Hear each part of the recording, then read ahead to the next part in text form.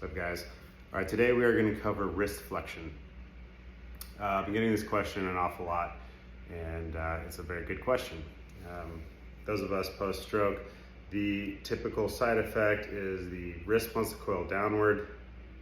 If anything, if you even have that, or it's just kind of stuck like this.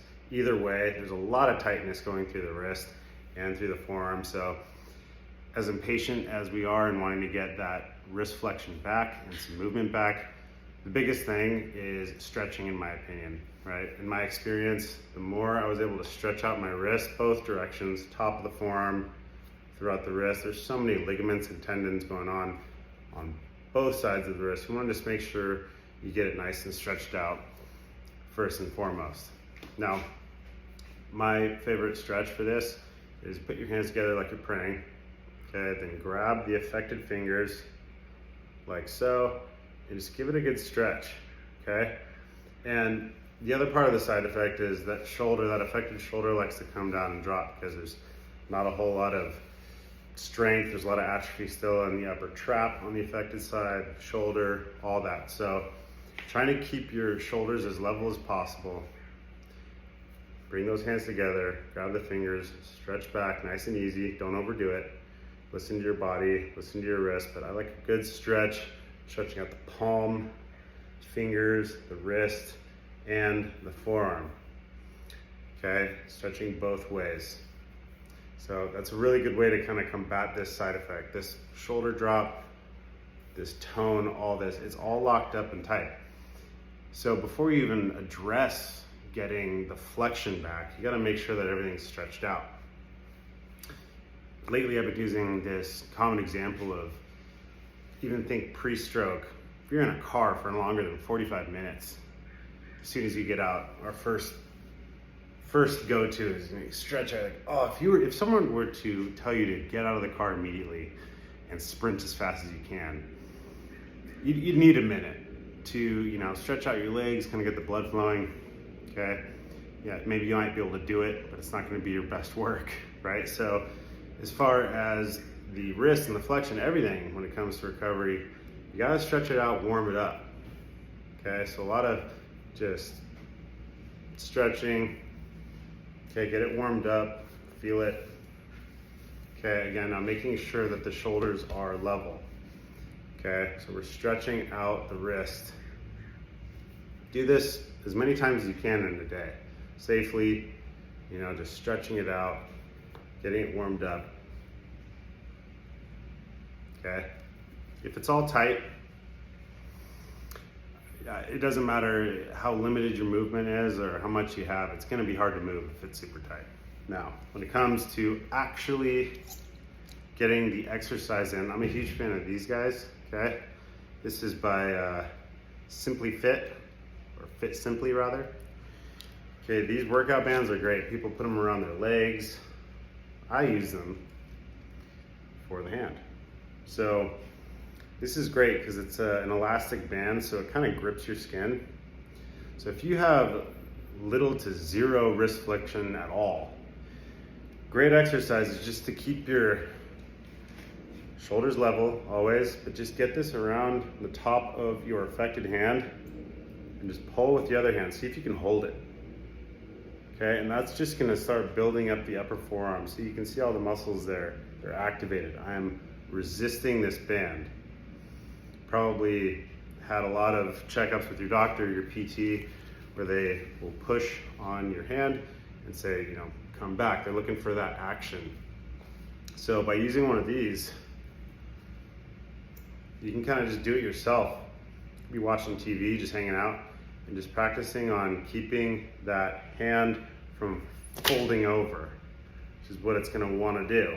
So holding it there, just a static hold is a great way to just get started, okay? So this is sort of like the intermediate phase, something that I really like to do early on especially, just holding the band, okay?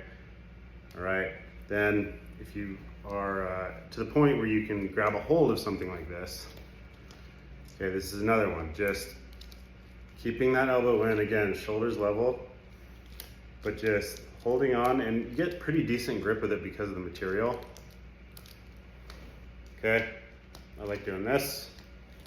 This is a great one. But again, if you're super early on, you want to just get some basic resistance. Just get it around that affected hand, okay? Say if your hand's still clenched up, or if it's just kind of loose, just see how well you can do this. It can be tough. And again, the number one message here is to avoid letting the wrist fold in and that happening. So these are great. Highly recommend. You can find them on Amazon. Simply Fit or Fit Simply. Fit Simply. Okay, these are great. So that would be my number one first approach to the wrist flexion exercise after making sure it's stretched, warmed up. If it's not stretched out, there's not a whole lot you can do. Then, once you're ready, these you can get at the hardware store. It's just a wooden dowel. Okay, this one is, I think it's about 1 inch in diameter. What's good about this, and I call these the motorcycle twist, right? So I'm left side affected.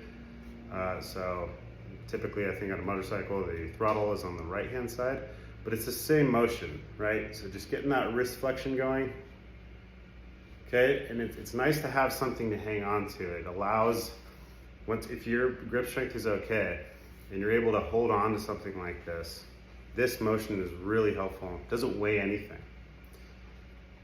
And you can help assist with your right side, right? So I'm a huge fan of using my non-affected right side to be sort of the coach to my affected left side. So you can kind of cheat a little bit. You want to really try and focus on getting that affected side doing the work. Okay, this is great though. So this is my one of my go-to wrist flexion exercises. It's going to work all the upper forearm muscles. It's getting the wrist going. It's working on grip strength as well. Great exercise for getting the wrist flexion back. Then once you get past this level, I'm a huge fan of these weighted bars. Okay, this is only an 8-pounder. Yeah, 8 pounds. But it's weighted, so you're gonna get a little bit more resistance to it, but that same motion, that motorcycle twist of the throttle, okay? A little harder, but we're doing it. Real basic. Hard to do at first. It's to be expected. Biggest thing is not getting overly frustrated with the whole process, but just playing with it. Figure out what works for you. These are the things that work for me.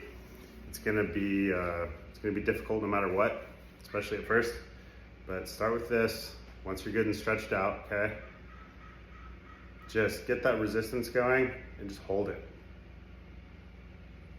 Okay, these are real basic tools. You can do it at home multiple times a day. Whenever you think about it, just do it.